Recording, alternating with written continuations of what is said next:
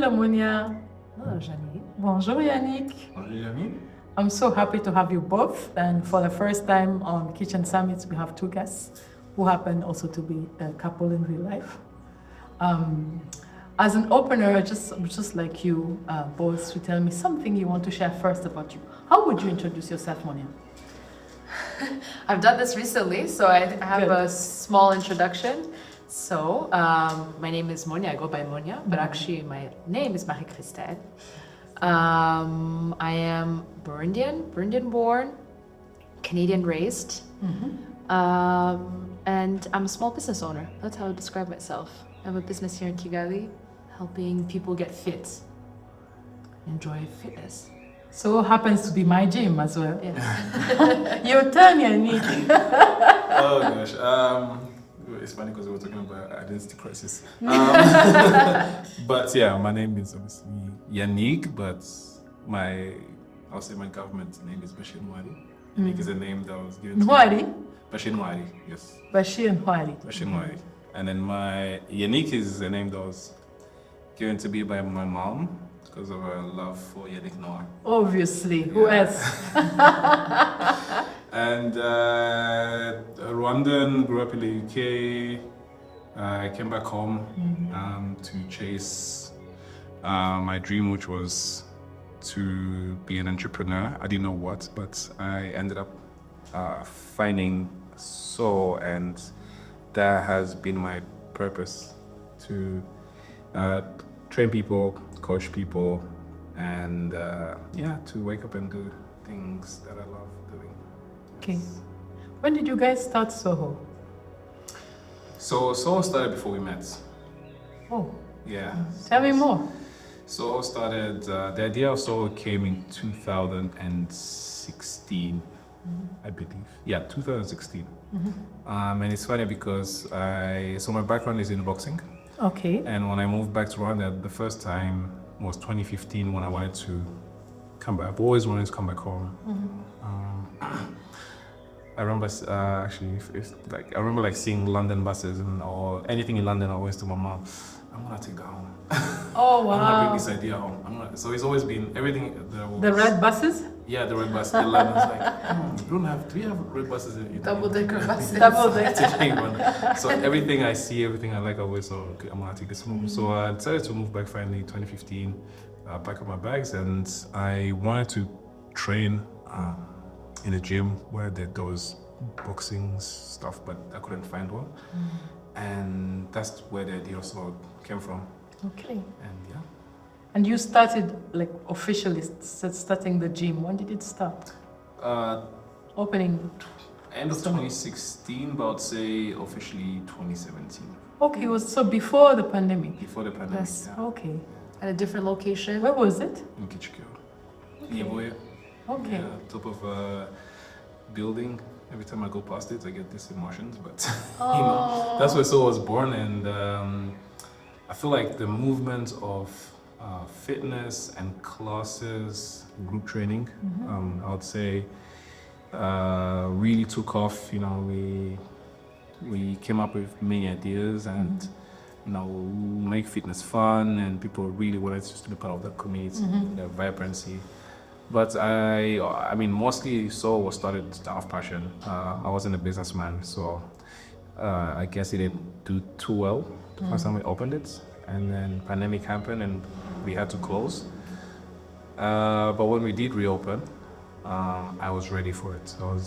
I had done my research, business, to do the training that I had to do as a coach, as a business person. To relaunch it, I had to be a bit more ready. And thankfully, we started with my wife, obviously, and then they say that's once you're married, then everything is just like this. It's an upgrade. It's just an upgrade, and it's been an upgrade ever since. And yeah. Okay. Well, that was so nice. Yes. Well, the more specific story of how this second Soho came to be is when we got together and we were engaged. We were deciding where our lives were going to be because we met both while on holiday. Where about? here in Gisenyi. Okay. So wanting to move back for me, I was just visiting my father, working remotely as a result of COVID. And he was visiting, managing his business in London, again as a result of COVID. And once we decided we're gonna be together, we were deciding where we're gonna live. Originally we had said London, and then later we decided Kigali. I had an opportunity to work remotely, fully. So that took away some pressure.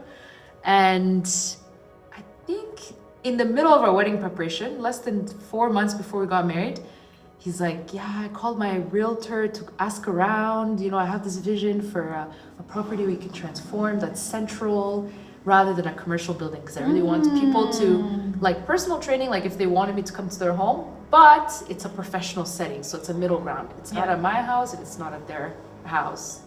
So I was like, okay, let's go check it out. And keep the home vibe. Yes. Community. So we went to check it out. And then it became a whole commitment. We checked one in Kyogo first. Yes. Okay. It was nice as well. It was quite like intimate. So I just wanted to open a studio where I could train people like one-to-one. Before we closed PT, I think my PT business was doing well, better than PT is for private training. Better than the gym. So I realized there was a gap in the market for private training. And happy for that. as you can testify. And then I knew for sure it wasn't going to be in a commercial, and a lot of people then wanted me to go into their homes to train them.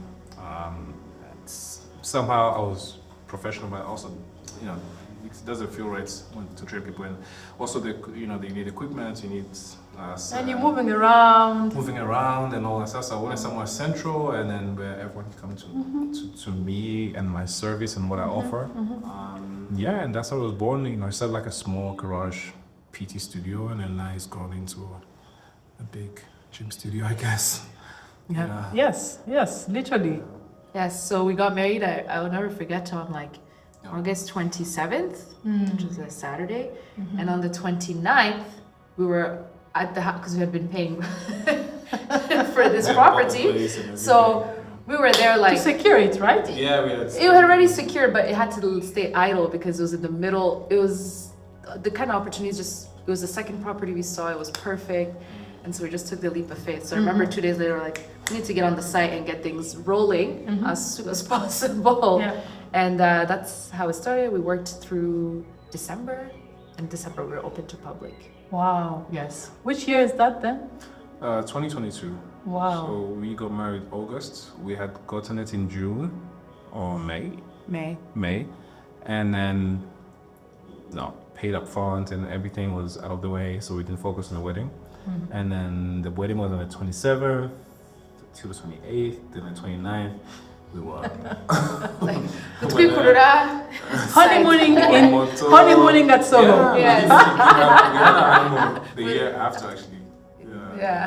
The year after. So on motos, my cousin arrived. So like on moto, like going to meet supplies, hustling, and it was beautiful actually. I think it brought us together. Super close. Yeah. It was nice. It was a nice trip. Wow! Congratulations. Thank you. Because I saw a bit of the transformation. I mean, it's big. I think it's the bigger part because we're training still in that other room, and now it's this open air. Huge gym and boxing. And for me, the one thing I liked first when I got there, because at first the trainer was coming here, like, yeah, you should come and try out the gym. I'm not a gym person. I'm definitely into body and body work, but gym, not for me. Sweating with people, yikes. Really, it was a big no. Yes. And then I get to the place, it's open there, I'm like, how brilliant. How simple, how brilliant. Why is it? They should all have open air gyms. Yes. And then there was more to it, and no machines. I loved it.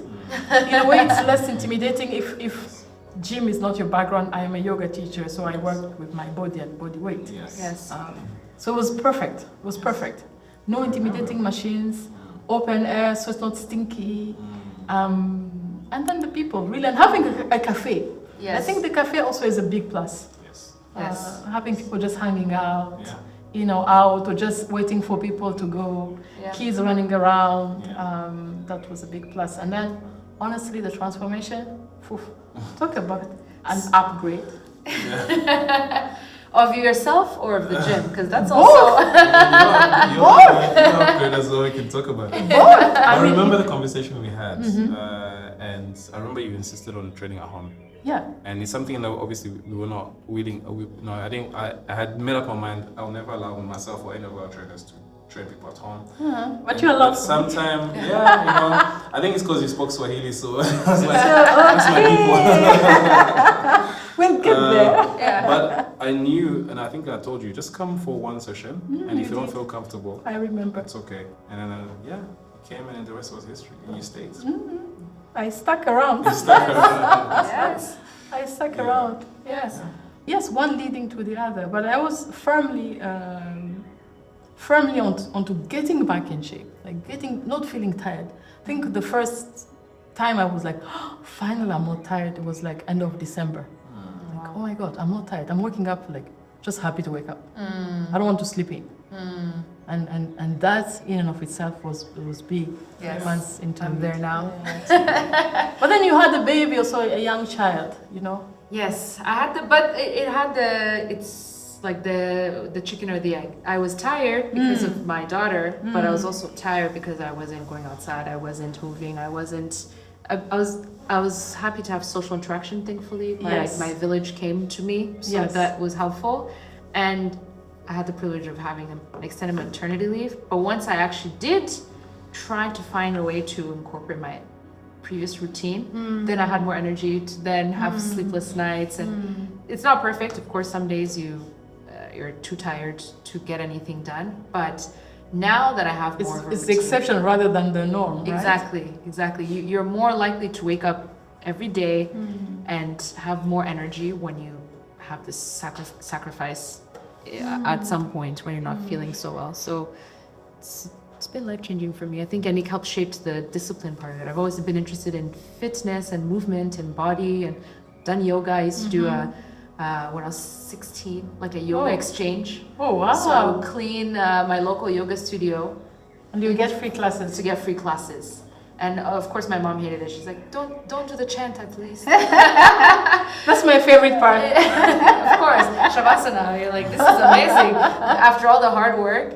And then from that, fitness classes. I've just always been interested in moving my body and feeling good. I always felt that from when I was young, but it never had structure until we actually got together. That's when, same thing where it's like, you can enjoy the movement, but try strength training, try the progressive, try doing the same thing over and over and over again. This is similar with yoga practice as well, and increasing the intensity and focus on just that 2 to 3 times a week. We used to do it together, and it's had immense. So do you train together or do you train separately? Oh, or even if you do train together, what do you like? I think we've tried train. I think apart from when we first met, we enjoyed training together. But after, I think, also schedule and the logistics of it, and obviously me being a coach, I always feel like I need to improve someone's either form or the way they train. So, for example, the progressive training, coming from a sports background, I never used to understand why people do different types of training every day. Like, it doesn't make sense. Like, if you're a footballer, you practice passing every day to get better at passing. If you're a boxer, you practice on punching until you get the punching right. So it only made sense that you only have to train on certain things to get better at it, to get stronger, to progress. So I think I tried to change a bit of that early on when we met, because shoot a different, the YouTube workout, like, no, like you should have a program that you should follow and do this and do that. And I think sometimes I could be a bit too much. Interesting. I think we also don't train together because we have similar motives. When we exercise, it's like your moment, our moment. Yes, we're very like zoned in, and so it's each of each other's individual time. When we train together, we're side by side. Side by side. But doing your thing. We're so zoned into our workouts. Yeah. and then it'll be like, oh, you're done, cool, high Ciao. five. Yeah. You know, then we go. Then let's go home. Yeah. Yes. But yeah, But he doesn't coach me. I don't coach him. yeah. No. I get it. Also, you have different roles in each other's life. Please don't be the coach. Beyond, husband, wife, parents together, business partners together. Yes, I think this is one thing we can do interdependently, which is nice actually. That I guess most typical couples, like one person goes to work at location A and the other goes to work at location B. Then they have dinner together or something or an activity to talk about what's happening in their 40 hours they're spending outside of the home. But we are constantly always together, talking about the business, at work together, at home together. Everything is together. So We haven't even touched on that. yes, Like you are literally life partners and business partners and everything partners. everything partners. Yes. So I guess that hour is the opposite effect. Like I'm gonna go over here and decompress about what happened. Regroup, recharge. Which is, you already know what happens. We don't need to do it Course. together. And then we come together with better energy and endorphins. Happier, more patient. Yeah, I mean, literally, we do everything together. And I think the success of Soho has been that Monia, basically. I did try Soho before. It didn't work. And Until she came in. Yeah, until she came in. I think she has allowed me to be more focused. And at the beginning, obviously, she had full-time work. I recently quit actually this year. Oh wow. Very brave this year. Oh, until then you kept. Yeah, Full-time. she was full-time. Wow. She was working. So I London was, hours. and mix Soho as well. The same. Wow. So it was a bit. It got to a point where obviously Soho was growing and going in the right direction. Wow. We felt like it was the right time for her to focus 100% on Soho. And they say, I don't like using this word. They say behind every great man there is, for every successful man there is a. I don't know, strong woman or something. Yeah. But then I feel like it's the opposite. Yeah, I feel like we've been successful because we've been like side by side, shoulder by shoulder. You're a team. Yeah, we're a team, and I don't make decisions without talking to. Consulting. Yeah. I don't even entertain the fact that okay, this needs to happen this way. It's more like how can we make this happen this way together. So it's I think that's been powerful. Yeah. It's wonderful, and I think so. You're lucky to be sharing also the workload. Just sharing the workload. Yes, it helps. Even running a business and being really two to run it and not one person. But aside from the couple that you are in life and in business, I personally believe that work should not run parallelly to life. Especially when actually it's stressful. I believe in integrating life rather than what people call work-life balance. I don't believe in it, but it's my theory and my experience.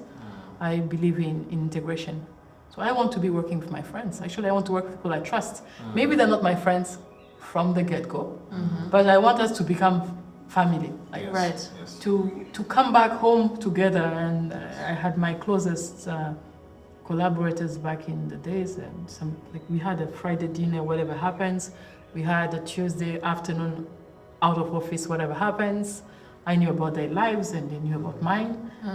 I think it strengthens you. I don't see it as people who don't have that actually are weak. And even I think people who really are successful in business and in life, you look at them, they speak of, I will not name communities. The entire communities they're so well off as communities, all the Gujaratis, but look at their family lifestyle. Come on. It's all connected. Of course. There's it no is. business hours.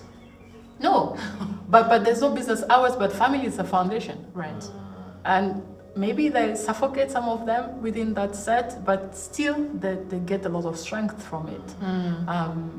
And I look at people going through life alone. Well, and now there's science that the way people age and the way they live and the quality of their lives is directly linked to the quality of relationships we have. But for me, work-life balance is work-life integration. Right. I don't want my work to take it all or my life to take it all. It's one life, basically. Isn't the same work, same human being? Same person. Going through, if it's an office, if it's a gym, if Yes. it's a truck, Yeah. it's the same person. Yes. So whoever brought, it's like even the mind-body thing. Like, what is a mind It's all without a together. body?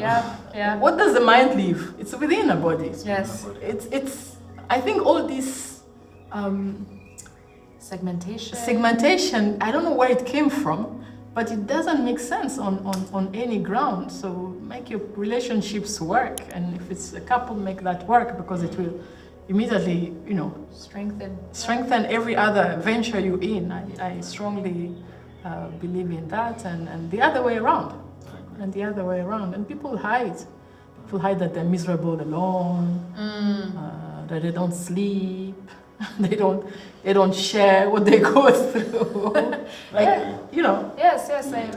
You never know the reality of people's lives until you get into their lives. Yes. And all of that. Yes. To have a community within work as well. Yeah, why not? And what would be even a couple without a community? Like you without your friends. Yes. Yeah. Like people expect everything from this one human being. It can't be. Can't be. That's why I think there's also a high rate of divorce in the West. They over-invest the couple. Yes. That is everything.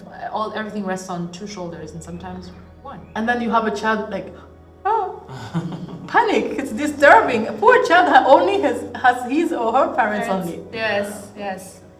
I was very grateful for my village when we had it. Oh, Our daughter, I think. it truly does take a village. Yeah, it makes you not take those things for granted. I Truly. definitely healed any mother-daughter wounds after that time. I was like, come here. I'm sorry, Mom. Yeah, I'm sorry.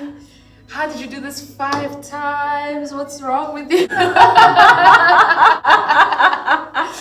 Yes. Honestly, our moms are super. Yeah, they're both super women. Amazing. Yeah, they're here for us. You touched upon boxing. I think we still have very many pictures, but we are going to wrap up the conversation. But before we do get to the last and final questions, if there's anything as ending the conversation, Yes. I want you to just share something about your boxing career, Yanik. My boxing career. It's a beautiful and sad story. I guess I can start on this picture with my coach, Coach Wayne. Wayne. Yes, the only man that ever made me cry, actually. Oh, wow. Like, in a good way. Okay. Watch. I'll let you decide that. Mixed feelings. Mixed feelings. So I've always loved boxing since I was a kid. I fell in love with boxing by watching Mike Tyson. Like a huge fan, like just watching his fights, like his movement, how he moved, everything. Like it felt like there was something that was within me and I always wanted to do it. And I remember the first time I told my mom and my dad that I wanted to do boxing. My dad was okay with it because he loves sports and he wanted me to be, to be a sporty person. My mom was like, nope, not gonna happen. So in Goma I had an issue. I used to bleed if the sun is too much. Oh, nose bleeding. Okay. If there's too much sun, or if I stand up, like too much excitement. Abruptly. I'll just bleed, It's like, how you gonna do it with your weak nose? They're gonna punch your nose. Touch you and then boom. I used to bleed a lot. I remember there's a time I came from École de l'Amitié and I wear white uniform. All stained. And it was like all stained. And she cried. She thought someone shot me or something. She got emotional. So she never wanted me to do boxing. And then I moved to university. And I met this great man called Wayne. He was the head of boxing at our university. And there was some trials. So when I saw the trials, I was like, wow, this is my chance to do boxing. It's away from home. So Portsmouth is a seaside town. Okay. And I was, I don't know, it's like God sent me to this university because that's the only way I could have done boxing away from home. So they were in London, I was in Portsmouth. I was like, they'll never know.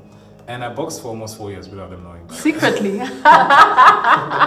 4 years. So the first open trial session, he saw me box and then he approached me. He was like, pulled me on the side. He was like, have you ever boxed? I said, no, I've never. It's the first time I'm putting on gloves. Wow. In a boxing gym. I was 17, turning 18. And he's like, are you sure? I was like, yeah, I've never boxed. You're so good. I've just watched it on TV. It's like, okay, I'm gonna make you British champion in 3 years. Wow! Yeah. Upon meeting you the first For time. the first time.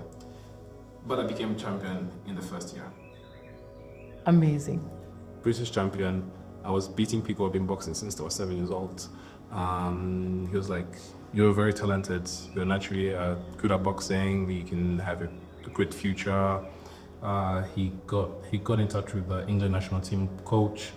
I went to train with them in Sheffield, where they used to train. Okay. But obviously, university and Sheffield was far. I was in that Opposite direction. Yeah, opposite direction. So I continued training at university. I was studying. Then I won the university championship, which is basically all the universities in the United Kingdom, from Wales, from Scotland, from Ireland, Northern Ireland, England, come together for boxing championship. I won that one, and then the next step was to go and represent England. Wow. If I go back to when he made me cry, we were training for a championship, and my natural weight at the time was like between 87 and 85, but I was going to box at the category of 80 kilos. Okay. Heavier. Lighter. Lighter, Yes. sorry. So I trained really hard, and I got to like 82. To lose 2 kilos was gonna be easy. For boxing, my relationship with weight actually started. My relationship with weight started here, because I used to go up and down, up and down. As a boxer, that's how it happens. When you fight, you lose weight. You go to on weights. It's so cardio. Once you're done, there's a lot of cardio. A lot of sauna, a lot of sweat, losing a lot of sweat. So I went home that weekend, and then I came back 5 kilo heavier. Wow. And I was so scared to jump on the scale. Because you knew. I knew. Mama. Maybe laugh. Of course. The food was It's so home. good. I haven't been home in a while. Oh. I ate so much. I came back and I knew I could feel it. Like when you're heavy, you feel it. Of So course I you went do, to especially when train. you're a professional. I went to train, and I felt sluggish. And I remember I went to do sparring because I was getting ready for a big fight, and my coach could tell I was a bit slow, but I was dreading because we have to measure after the session. And I was doing everything. I was running. I was trying to lose. It's like I was trying to lose weight in 1 hour. And then when it was time to Jump on the scale. So usually, if you're confident, you don't have to remove like your clothes. I removed You them. start You wanted to go Everything. naked. And then we used to do it in our boxers. Okay. So We have that picture. I was in a boxer, and then I removed my socks. Like, you don't need to remove my socks. I was like, it's okay, coach.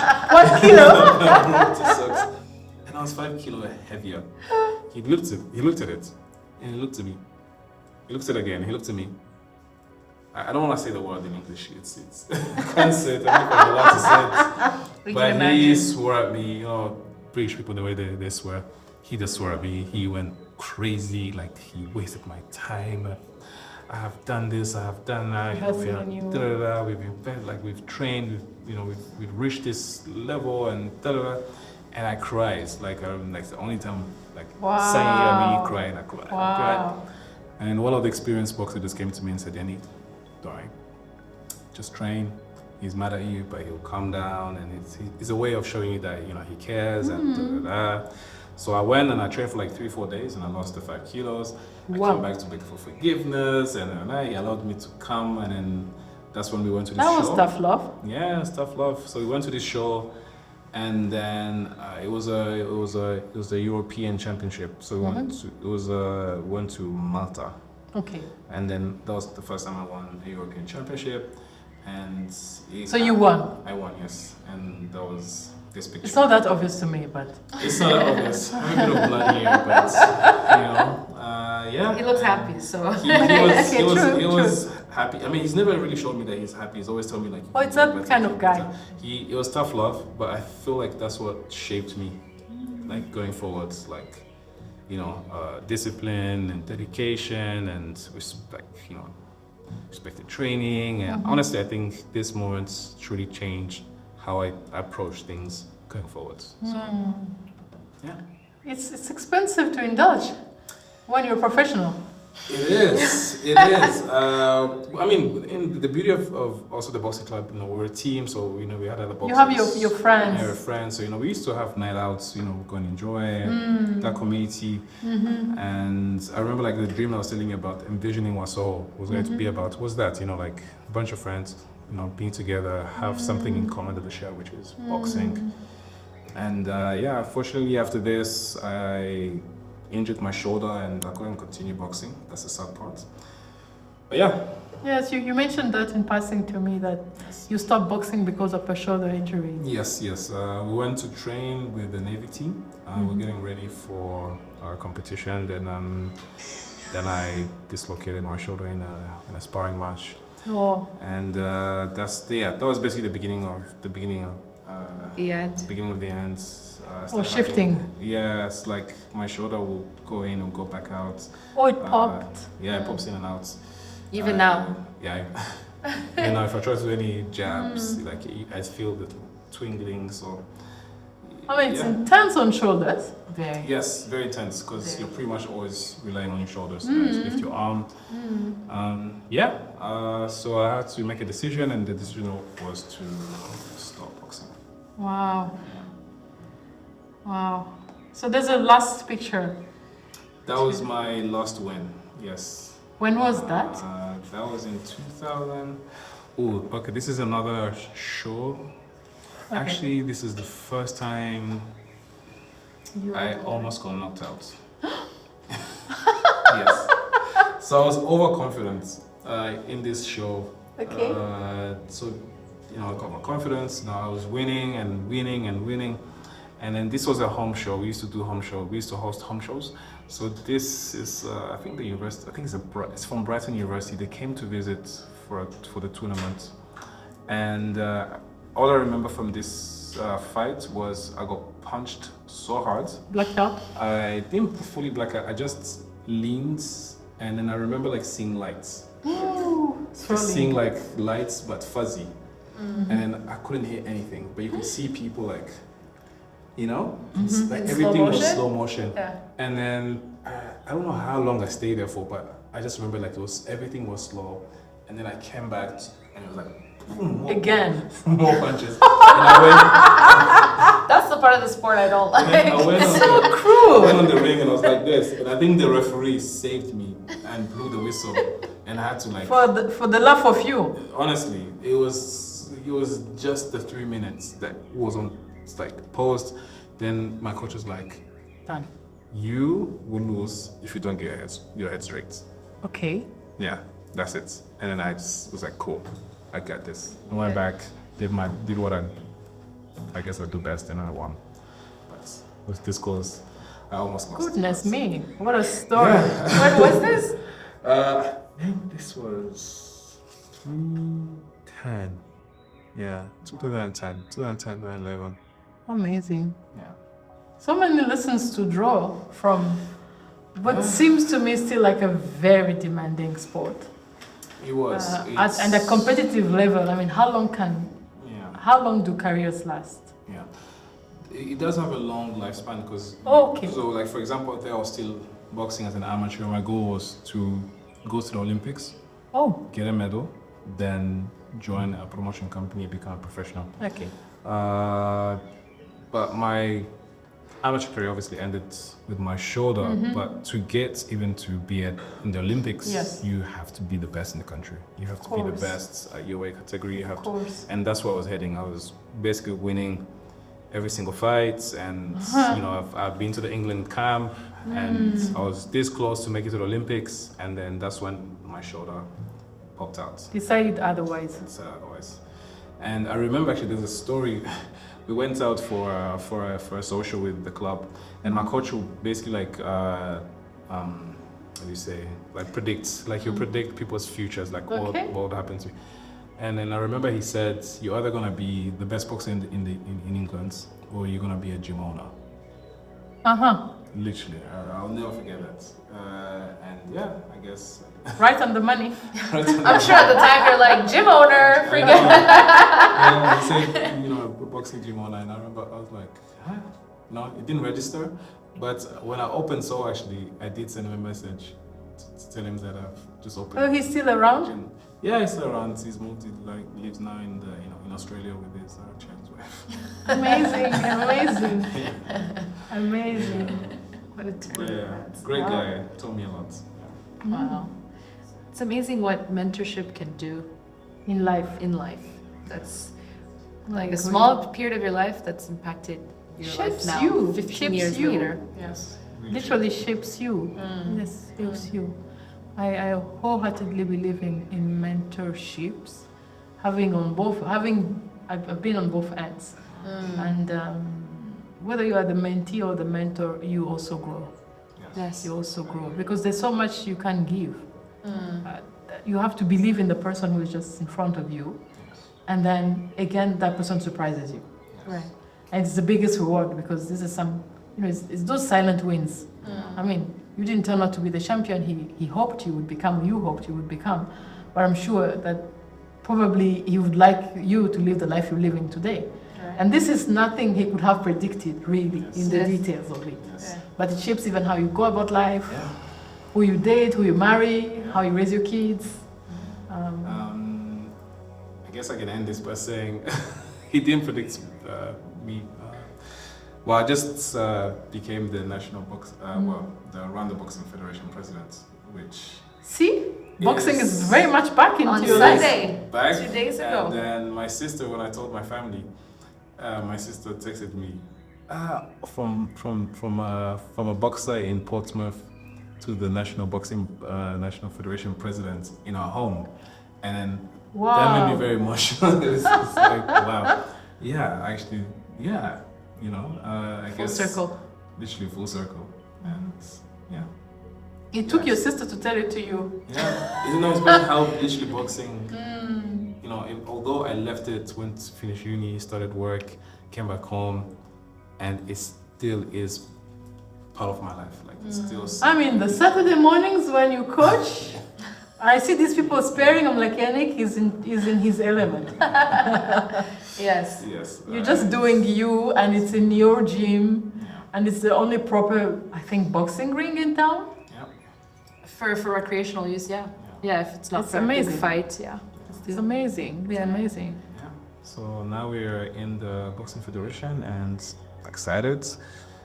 We have a lot to achieve.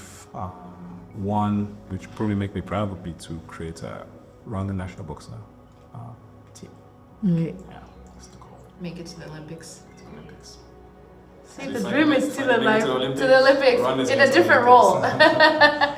Yes. Not as a participant, but Yes. yeah.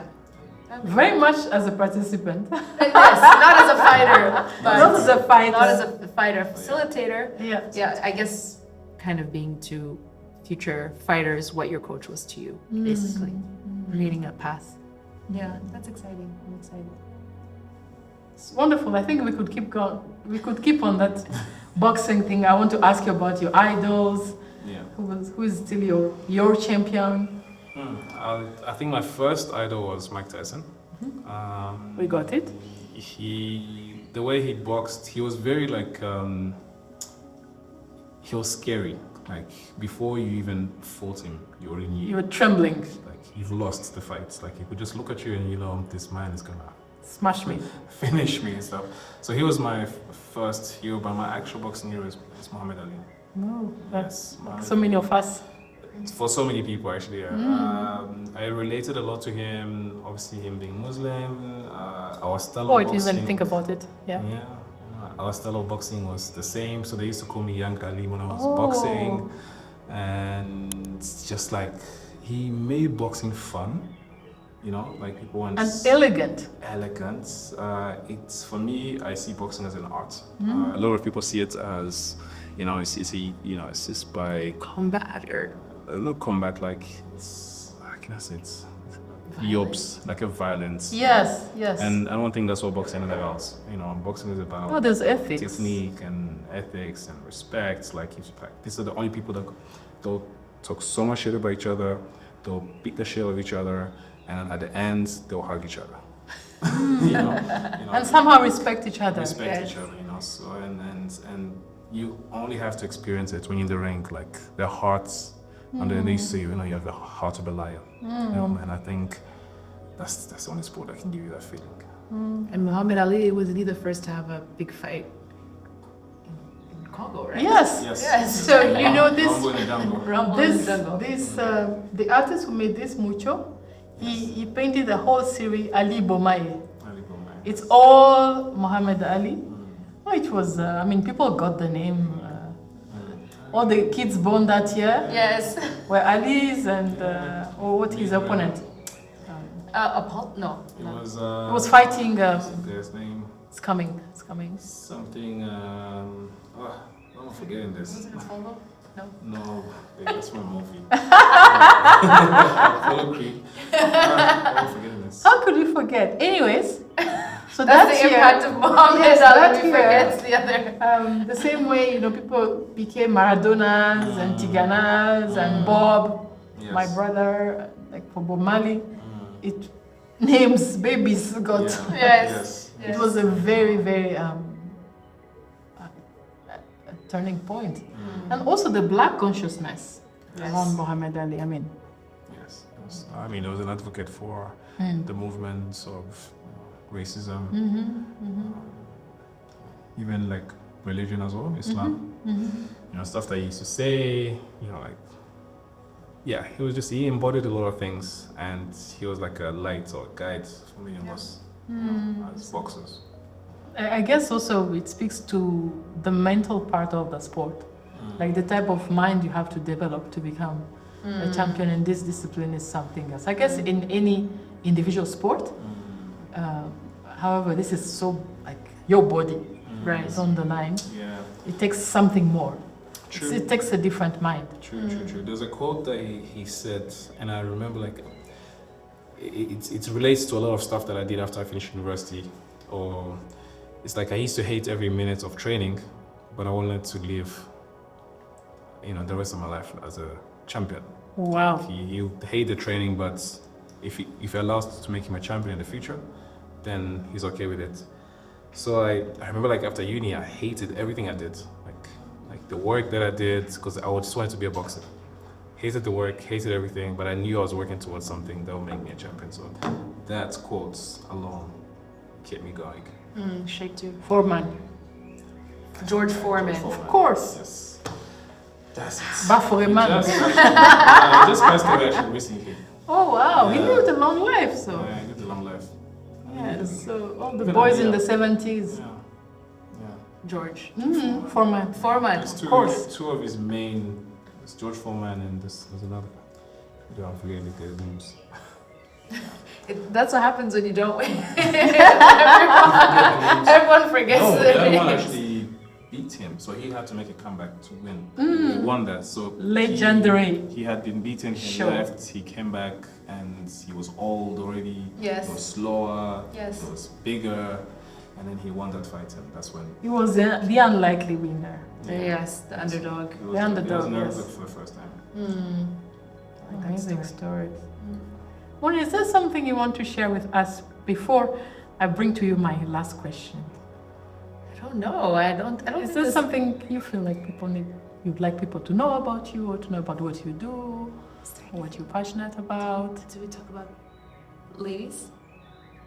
Pregnancies? Please, Yes. go ahead. Yes. Please go ahead. Yes, definitely. I've had the pleasure of working with women either currently pregnant, on a fertility journey, or postpartum as a fitness trainer. So that's been really enlightening, and most of it came from personal experience and wanting to broaden the story. So when I had my daughter, I really was interested in having a unmedicated birth here locally. And I don't know why I assumed maybe, you live in Canada so long, you're like, of course that's all they do in Africa. And, and then I'm talking, especially Rwanda. Yes. And then all my friends were like, what? The C-section rate in Rwanda is like 50%. And my story was horrific. My story was this, my story was that. And I was shocked, scared. And everyone was telling me, go to Canada if you can go. So I was like, oh my gosh. So I was shocked, and I did my own reading, my own research, because I was so determined on that goal. And I was lucky enough to meet a midwife who was able to guide me through it, and she was instrumental in that. And what she taught me is parts of what I know. We're going to train your diaphragm to prepare yourself for this birth. We're going to train your body to prepare for yourself for the birth. You know, my doctor, who was a family friend, was telling me, yeah, of course you can exercise. You're a strong girl. Nothing beyond that. But she was telling me, you should exercise because it's going to be an endurance marathon. And you're going to need to be able to breathe and find rest when you're in pain, and then restart and use your breath to lower your heart rate so you avoid all this stuff. So she taught me so much, and I was able to have the kind of birth that Bless her. Yes, bless her, Alice, if you're out there watching. Midwives. Yes, midwives. I think in another life, I would definitely want to do that, or maybe in this life I will. And that birth was amazing. And the result of the strength training and the information that we know is, you know, of course, when you have a strong pelvic floor, you have less likelihood of having a 3rd and 4th degree tears. You have more likelihood of a vaginal delivery. All the things and recovery that benefit your long-term life. It benefits you not having consistent back pain. Just a series of events that maybe our mothers and our aunts just say are the reality of childbirth. That's what happens when you have a kid. You then lose your body. That's the normal. Yes, and that's it. So through that experience, I was like, how can I have an impact the way where I'm at? Not as a midwife. Okay, we have a gym. I was coaching in a group environment. Let me learn myself how to safely, you know, help women. And then so I did my pre and postnatal certification while I was pregnant, finished it through my maternity leave, and had been helping women here and there, one-on-one when my schedule allowed. And the stories I heard are similar to what I had heard before. Either they experienced a rough delivery and postpartum, and when you look at the ages and the history, it doesn't have to be that way, basically. So that's what I've been really passionate about doing, is showing, at first I think initially with myself, that it doesn't have to be that way, and then giving the tools to people around about how they can apply what I've learned. Great. Yes, in their day-to-day. So recently started the strength training for pre and postpartum women. So you started a group? Yes, started a group. We had our first session this past Sunday. Amazing. So we consider anyone that's currently pregnant and up to 12 months postpartum. Usually, it can be beyond that, but most of the people participating fall in that range. And it's been great to have a space to do that in an environment that's intimidating. Yes. And then one of the best feedbacks when I had the session was, there's a lady who was maybe 7 months almost, and she had mentioned before that she had pain when exercising, and so I was paying extra attention to her, and I was like, oh, any pain? She's like, no, I've just realized I've been doing it wrong the whole time. The exercise wasn't the problem, and the pregnancy isn't the problem. I was, engaging wrongly, holding my breath, all the things you're not supposed to do while you're putting in a lot of effort on the body. So that was the best testimony. Like that one, I'm like, okay, even if she never comes back to the gym, she knows will carry you through. It will carry her through. The breath will carry her through, and the tools that she learned will carry her through. So that's been very empowering to be able to. I think this has been I'm listening to you, but I'm thinking of all the many, the cascade effect of living in a healthy body and going through, let's say, a healthy pregnancy, having the delivery that you wished for, and the level of empowerment, the strength you derive from it, and the knowledge that you gain that is not book knowledge. And we know better. Why can't we do better? Yes. And it's hidden from many women. And it takes a person like you to bring it now to the physical training. I myself, after my child was born, because a few things did not go right, I decided to train as a doula. But nothing informs you better than your own experience. Yes. But it was the other way around, and then so many other things and so many choices I made differently because of that one moment of opening my eyes to the reality that this should not have been. And actually, I know why it didn't go the way it should have been. And no doctor explained it to me. And then when you, especially in the West, you see that the educated women give women birth at home. Yes. They nurse their babies longer. So there must be some scientific evidence behind it. Yes. But again, it remains a smaller circle of women who have access to it. And you would think, oh, it's Africa, it's ancestral knowledge. No, we don't have it because I was shocked. we actually sometimes get the worst of both sides. Yeah. We're having development and you have the downside of it, which is less science around ground practices like how to give birth, how to be a woman in a healthy body for a long time. Because so many other things, when it goes wrong, you know, women can carry it for a lifetime. Yes. And it's kept secret. Who speaks about all these things? No. Maybe even to your doctor. I'm Right. sure women hide. And the opposite is also true. The opposite is also true. So unlocking that space, demystifying that you can still work out and, you know, do all of these things, it's a precious gift to women. And I get great satisfaction because another thing I learned being pregnant in Rwanda, I guess maybe it's the same in Burundi, but I haven't lived there, is pregnant women just hide. Like they don't. Someone just has a baby. They're never pregnant. They're like, okay, they had a boy.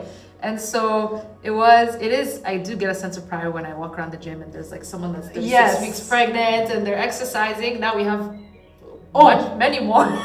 I have one in mind. She can do everything. Yes, and it used to be just and me. she did have her babies at home. Yes, and you can tell it's not like there is a reason why this woman can train into and through her pregnancy. Yes, she had to prepare for childbirth. It's a huge physical undertaking. Actually, I think that's the most plain way that I can describe it. It's a huge physical undertaking. It's like running a marathon. Of course, if you run a marathon with no training, you're gonna have serious injuries. Yep. You can always recover from them, so no need to go backwards. But it's natural, but it's just like breastfeeding. It's natural, but you still have to work at it. It's not just going to because our environments are not natural anymore. Right. We can't even imitate. Right. We're not outside. No. We don't even see other people doing it. to be honest. So yes. Yeah. So I love that. I love the changing of the culture, ideas, demystifying, like you said, and thank you for doing it. Yes, it's been fun. It's cool. All the best. Thank you. It's a precious gift. So my last question to the both of you: what are you a student of at the moment? I think I know this one. Yeah. Yes, I lose sleep over it every day. So I think right now I'm a student of business. Ever since I decided to go full-time at Soho, and because I was in sales, I had worked for an investment firm before that. Even when I interned as a student, I was interned at like big institutions. And so I have that desire to understand how to deliver a good service, have a good return, create career paths for, your staff and retention, and create something replicable so that I'm not only helping people who can get to commute maybe different part of town or a different city. So that's what I'm trying to learn. I'm reading a lot of interesting books. Right now I'm reading a book by Stephen Bartlett. Okay, The Diary of a CEO. The Diary of a CEO. And just trying to get as much information from people around me who are doing it in their own way and doing well. Amazing. That's a good question. I wish I probably don't have an answer to. You do. I know it. Open your computer. What's on your computer right now? All the 20 tabs, 100 tabs. Boxing. Okay. The organization of boxing. Yes, sport. I'm obsessed with. Okay. There you go. There you go. There you go. Obsessed with, how are we gonna make Rwanda boxing great again? Yeah, I guess that's my. That's definitely. Yeah, what's on my mind and what's pushing me, and I think with Soho we've reached a place where obviously now with Monia now being at Soho full time, I don't have all the responsibility on my shoulders to make sure the business is running well, and I feel like Monia is doing super well at that. And I feel like I'm getting to a point where, you know, like full circle moments, boxing is coming back to like, I need to do more. You can't just end here at the gym and just train people. It has to be more than that. And that's what I'm focusing on a lot at the moment. And obviously with the responsibility of being the president, I know I can't fail. And I know a lot of people are trusting me to be in this position, looking up to me. And that's my obsession at the moment. So that was quite a straightforward one until she reminded you. Because there's multiple things. I was trying to think like, what is it? Is it family? Is it... What am I a student of? What am I a student of? But, Like your phone is like 100 tabs, your computer, or like at night every day he's like, you know, I just found out that there's the WBC and there's all these championships that Rundown can participate in, and we missed this year, but maybe we can make the next calendar, and we need to meet the committee. I've heard a lot about boxing in the last month or 2 months. Yes. Like when I get obsessed about something, You're a full-on person. Too much. Dive in. What are you a student of at this moment? That's a good one. I would say being an entrepreneur. Having many hats, I consult. Obviously, I started a podcast, as you can tell. I have many other interests and actually skills in life. And I want to make a good living out of things I love doing. Right. Not having this as a side hustle. I mean, it will be. Again, finding this point of integration in my life where this is not my job and this is my life. Making the two one. So being less fragmented as a woman and a woman of my age and entrepreneur, because this must give me a good living. And how do we make it happen with integrity? Being me, basically. Being me.